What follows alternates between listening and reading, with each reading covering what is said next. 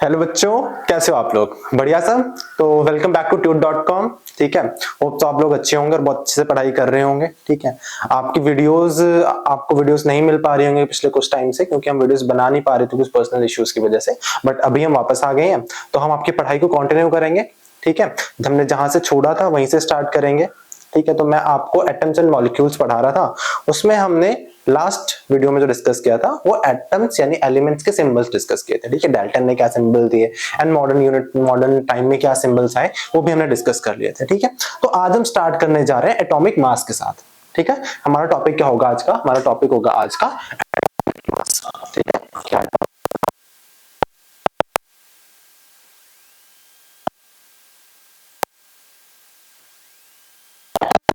लोगों को क्लैरिटी मिल चुकी होगी। ठीक है, एटम मॉलिक्यूल क्या होंगे। ठीक है, एटम में क्या होता है? सेंटर में एक न्यूक्लियस होता है जिसमें प्रोटॉन्स और न्यूट्रॉन्स होते हैं और उसके सराउंडिंग में इलेक्ट्रॉन्स रिवॉल्व कर रहे होते हैं। ठीक है, आप नेक्स्ट जो आपका chapter structure of an atom, इसके बारे में पूरी डिटेल स्टडी करोगे। ठीक है, अभी तक हम लेके क्या चल रहे हैं कि हर एक सब्सटेंस यानी कि मैटर, जो उसकी सबसे छोटी यूनिट है वो एटम है। ठीक है, अब एटम के पास एक प्रॉपर्टी होती है एटॉमिक मास की।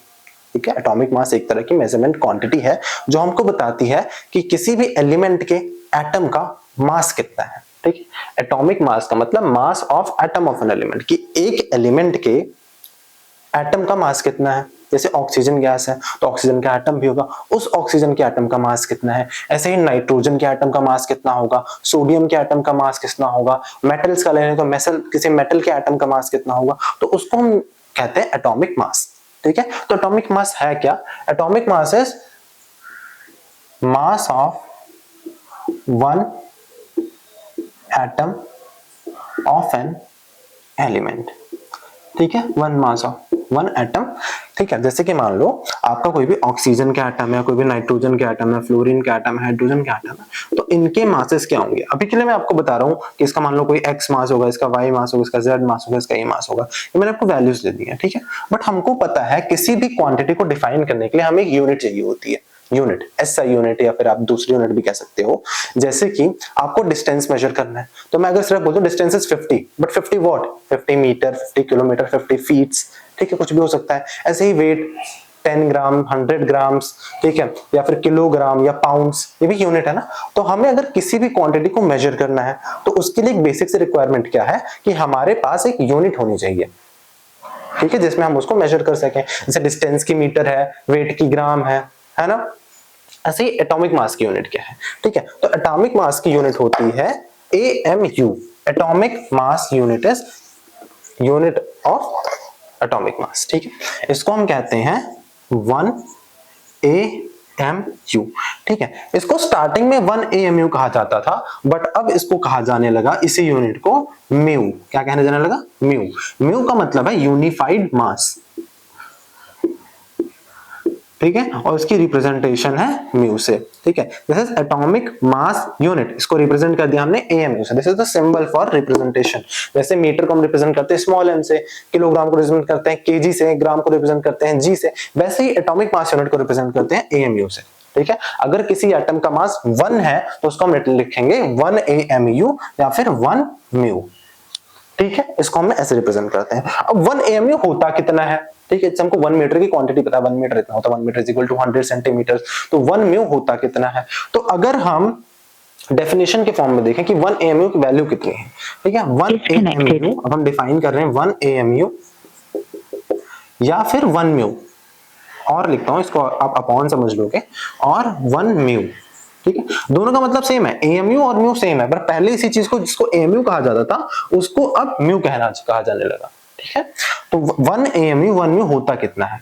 1 AMU या 1 म्यू होता है 1/12 mass of an atom of carbon.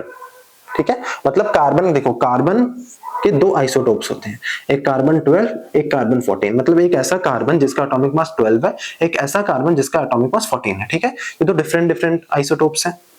Okay, तो होता क्या है कि कार्बन का हमने कोई एक एटम लिया, कार्बन 12 का एक एटम लिया हमने, मान लो कार्बन 12 का एक एटम है। ठीक है, तो अगर हम इसको 2 पार्ट में डिवाइड कर दें तो ये हाफ हो जाएगा। 4 पार्ट्स में डिवाइड कर दें तो एक पार्ट, ये 1/4 पार्ट है पूरे का, है ना। इसको ऐसे डिवाइड कर दें 8 पार्ट्स में, तो इसका जो एक पार्ट है वो 1/8 पार्ट है। ठीक, इसको अगर हम 12 पार्ट्स में डिवाइड कर दें, कितने पार्ट्स में डिवाइड कर दें, 12 पार्ट्स में डिवाइड कर दें, तो फिर जो एक पोर्शन का मास आएगा उसको हम कहते हैं 1/12 मास। जैसे कि 8 हो चुका, चलो मैं ड्रॉ करके दिखा देता हूं आपको। ये लो 10 हो गए और ये 12 हो गए। ठीक है, तो जो एक भी पोर्शन बचा, ये आपको पूरा सर्कुलर बनानी है, मैं आपको बना के दिखाता हूं एक बार ताकि आपको समझ आ जाए। जैसे कि आपका ये एक एटम है कार्बन 12 का। ठीक है, इसको मैं लिख देता हूं यहाँ पे 1 atom of carbon 12। Carbon 12 element का एक एटम है ये, इसका हमने 1/12 पार्ट करना है। ठीक है, तो ये 2 पार्ट्स में हो गया, ये 4 पार्ट्स में हो गया, अब ये 6 पार्ट्स में हो गया, ये 8 पार्ट्स में हो गया।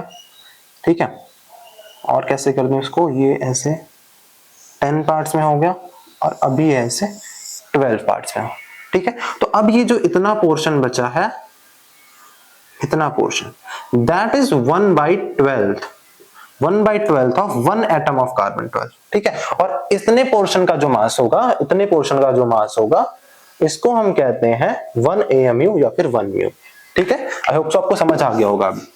ठीक है, 1 AMU कितना होता है, तो 1 AMU is 1/12 mass of an atom of carbon 12 isotope. आप C12 लिखो, आपका आइसोटोप ये क्लियर नहीं होगा इतना। ठीक है, तो 1 AMU की वैल्यू इतनी होगी, 1/12 mass of an carbon 12 isotope. अब जब हम इसको कैलकुलेट करते हैं, एक एटम का कोई मास होता होगा, उसका 1/12, तो वो कितना आता है, वो आता है आपका 1.66 into 10⁻⁻24 ग्राम्स। ठीक है, तो हमने अभी तक क्या पढ़ा, एटॉमिक मास क्या होता है, एटॉमिक मास होता है किसी भी एक एलिमेंट के एक एटम का मास कितना, उसको हम एटॉमिक मास कहते हैं। ठीक है, अब हर एलिमेंट्स का अलग अलग एटॉमिक मास होता है। अब उसको कैलकुलेट करने के लिए हमको एक सिंपल सी चीज है, एक यूनिट चाहिए होती है।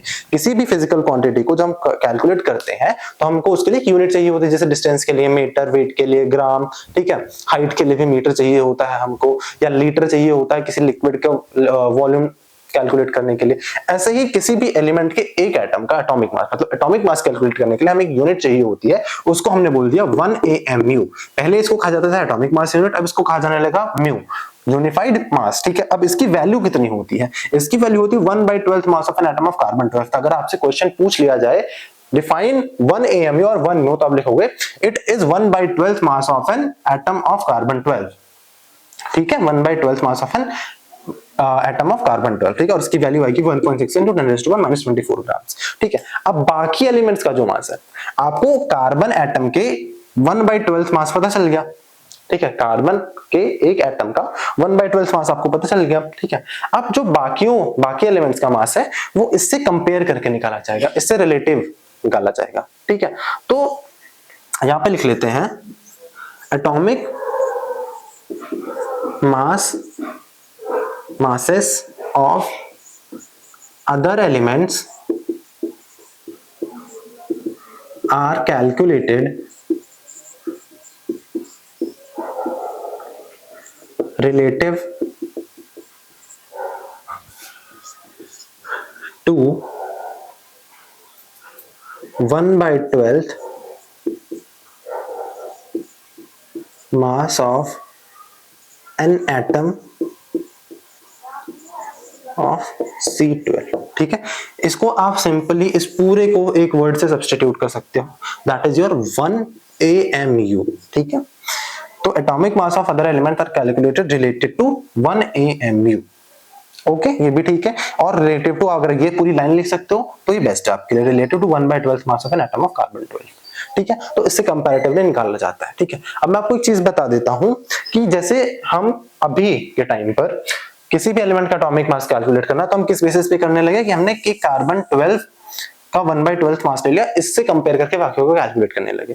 ठीक है, बट यही क्यों लिया गया, इसी का कैलकुलेट करके बाकियों का इसके कंपैरेटिवली क्यों निकालते हैं, बाकी का क्यों नहीं निकालते हैं। ठीक है, तो उसका रीजन ये है कि स्टार्टिंग में क्या किया गया था, स्टार्टिंग में हाइड्रोजन को लिया गया था कि हाइड्रोजन के एक एटम का मास 1 म्यू दे दिया गया। ठीक है, और बाकियों को इसके कंपैरेटिवली निकाल लो। ठीक है, मतलब हाइड्रोजन के एक एटम का मास 1 म्यू दे दिया गया और बाकियों का इससे कंपेयर करके, इससे डिवाइड करके निकाल लिया गया।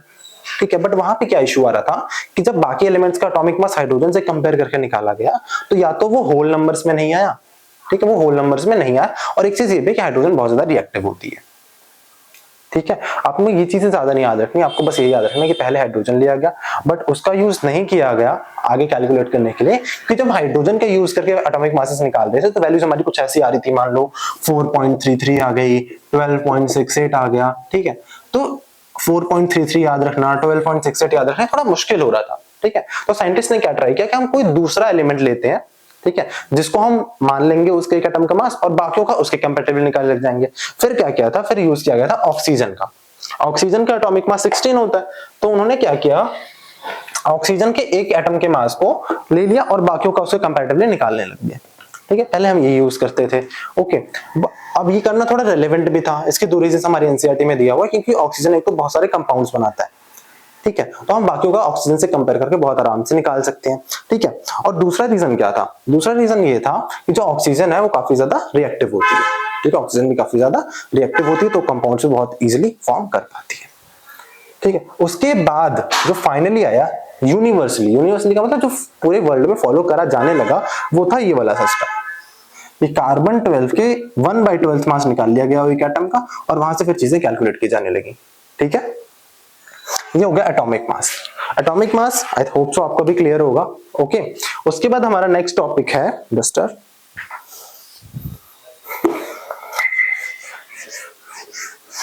कि एटम्स एग्जिस्ट कैसे करते हैं। क्या atom as a whole exist कर सकते हैं कि सिंगल सिंगल एटम एग्जिस्ट कर रहा है या एक एटम एग्जिस्ट कर रहा है, दो एटम एग्जिस्ट कर रहे हैं, ठीक है। तो ये चीज पॉसिबल नहीं है, क्यों, क्योंकि एटम्स बहुत ज्यादा रिएक्टिव होते हैं। तो आपका एक टॉपिक है how does atoms exist, how does atoms exist, कि एटम्स किस फॉर्म में एग्जिस्ट करते हैं, ठीक है। तो हमको एक चीज ये पता है कि एटम्स जो है वो बहुत ज्यादा रिएक्टिव होते हैं, बिल्कुल स्टेबल नहीं होते, ठीक है।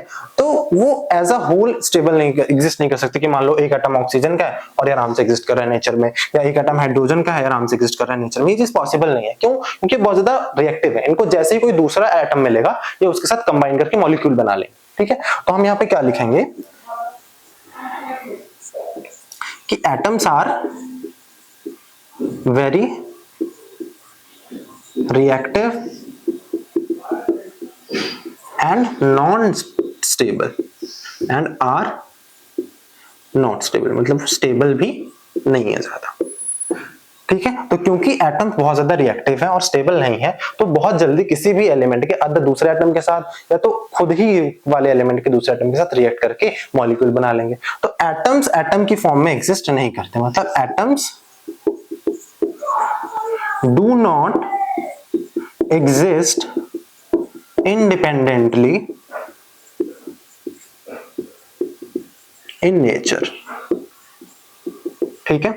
तो नेचर में जो एटम्स हैं वो इंडिपेंडेंटली एग्जिस्ट नहीं करते, ठीक है। तो कैसे एग्जिस्ट करते हैं, एटम्स कंबाइन करके मॉलिक्यूल्स बना लेते हैं और मॉलिक्यूल्स इंडिपेंडेंटली एग्जिस्ट करते हैं, ठीक है। तो एटम्स ऑफ सेम एलिमेंट और डिफरेंट एलिमेंट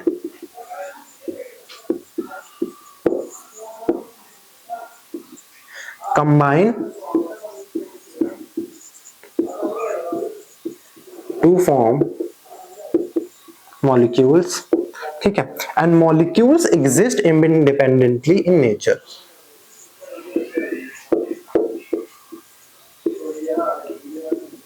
इंडिपेंडेंटली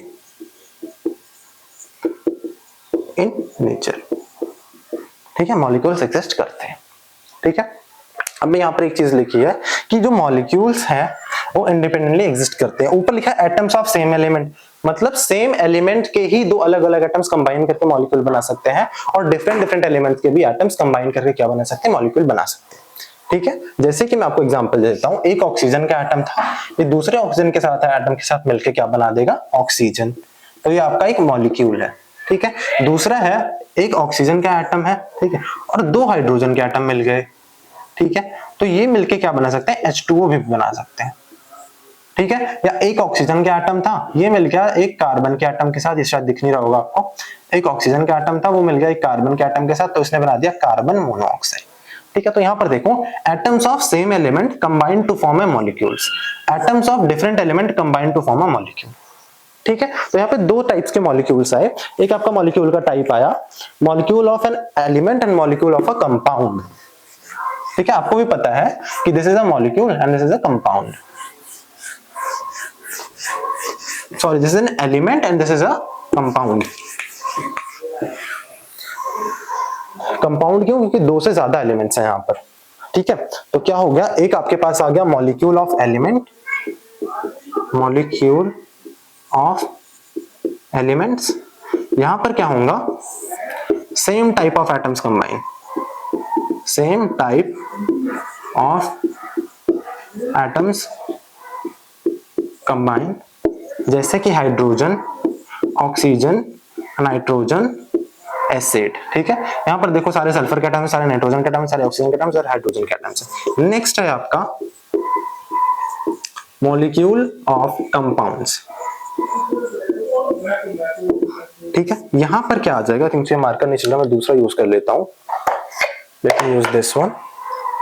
ठीक है, इसमें क्या होगा, atoms of different elements combine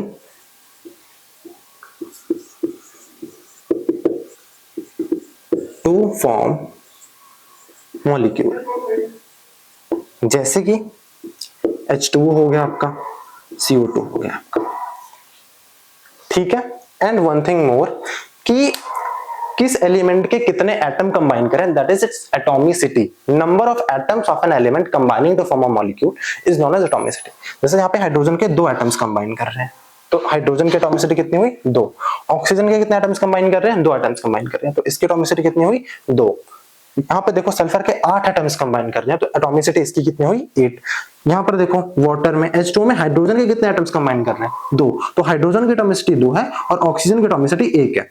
ठीक है, तो मैं लिख देता हूं आपको ये, या फिर आप सीधे कह सकते हो कि वाटर में टोटल एटम्स कितने हैं, 3 है, तो वाटर की एटॉमिसिटी कितनी है, 3 है। कार्बन डाइऑक्साइड की एटॉमिसिटी कितनी है, 3 है। ठीक है, अगर स्पेसिफिकली किसी एलिमेंट की पूछी जाती है तो आपने उस एलिमेंट की एटॉमिसिटी बनानी है, अगर मॉलिक्यूल की एटॉमिसिटी पूछी जाती है तो उसको हम क्या कहते हैं, मॉलिक्यूलर एटॉमिसिटी। ठीक है, तो हमारा टॉपिक है एटॉमिसिटी। ठीक है, तो number of atoms present in a molecule is its atomicity. जैसे कि हाइड्रोजन में एटॉमिसिटी 2 है, O3 है आपका तो एटॉमिसिटी 3 है, ऑक्सीजन में एटॉमिसिटी 2 है, H2O में एटॉमिसिटी 3 है। देखो 2 हाइड्रोजन का एटम, 1 ऑक्सीजन का एटम, 3 हो गए। ठीक है, तो ये होगा आपके इस लेक्चर के रिगार्डिंग। ठीक है, आपका लेक्चर थोड़ा सा छोटा रहा है क्योंकि नेक्स्ट टॉपिक हम जो पढ़ाने वाले हैं थोड़ा सा बड़ा है। आगे आने वाले लेक्चर्स में हम मॉलिक्यूलर फार्मूला, आयनिक कंपाउंड्स कैसे बनते हैं, आयनिक फार्मूला भी पढ़ेंगे, उसके बाद हम फार्मूला बनाएंगे। ठीक है, कि किसी भी सब्सटेंस का, किसी भी कंपाउंड का फार्मूला हम कैसे बनाते हैं। ठीक है, तो आज के लेक्चर के लिए बस इतना ही। आपको एक टेबल भी कराया जाएगा जिसमें हम वैलेंसीज एंड 1 to 20 तक के सारे एलिमेंट्स, उनकी जो फीचर्स होते हैं, वैलेंसी होती है, उसको हम याद कराएंगे। ठीक है, तो आप इस चैप्टर को पढ़ते रहो। जिन्होंने पिछली वीडियोस मिस कर दी हैं वो हमारे चैनल पे जाके पिछली वीडियोस पे देख सकते हैं। ठीक है, थैंक यू।